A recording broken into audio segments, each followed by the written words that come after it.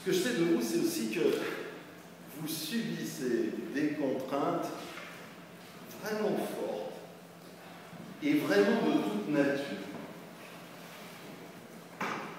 Et bien sûr, je généralise un peu, il y a des sociétés qui vont se distinguer d'une manière quelque part, mais globalement, au niveau du temps, la plupart d'entre vous obéissent encore et toujours aux lois de la bourse, aux lois du quarter.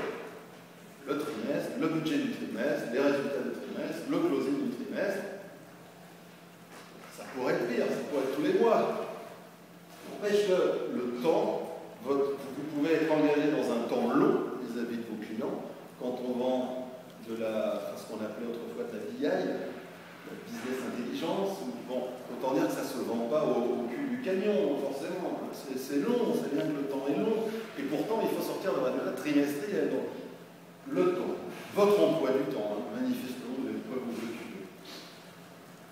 Les marques, pour l'essentiel d'entre vous, parce que la France représente, je crois, 2,3%, je peux dire les vendors français d'informatique représentent 2,3% du marché mondial, donc la part de marché de l'entreprise France en informatique, elle est ce qu'elle est, donc forcément les marques, pour l'essentiel, elles ne sont pas inventées ici, elles sont inventées ailleurs, et elles sont bien souvent managées d'ailleurs. Plein de décisions, quelquefois fondamentales, vous échappent. Le budget, il a connu des jours meilleurs. Les équipes, pour l'essentiel, elles ont été réduites. Donc si vous êtes tout seul, ça ne va pas être facile de réduire plus. Le reporting, plein de besoins de reporting, avec toujours ce culte du résultat instantané, c'est-à-dire une action, une réaction, comme dans le film, les choristes, action, réaction. C'est-à-dire, je colle un timbre, quel est le ROI du timbre? Tout de suite. Les moyens, c'est le silotage des responsabilités. Je l'ai connu, je suis encore un jeune homme. En 2001, il y avait 160 titres de presse informatique.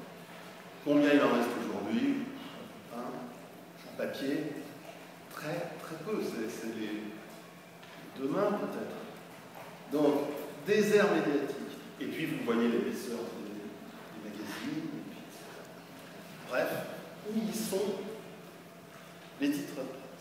À côté de ça, il y a un brouillard sémantique, c'est-à-dire si je regarde le web, sur le web on retrouve les grands médias, on retrouve les majors IT, on retrouve les blogueurs, on retrouve...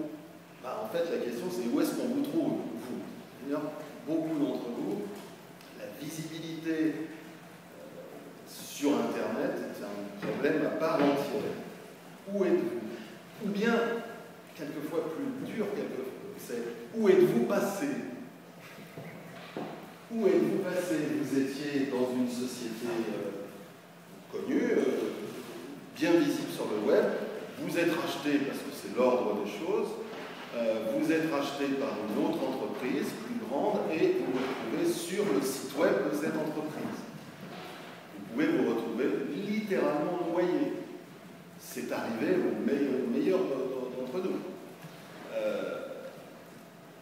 À ce moment-là, oui, c'est presque pire parce que vous aviez l'habitude d'avoir des visiteurs sur votre site, vous aviez l'habitude d'avoir des leads depuis votre site.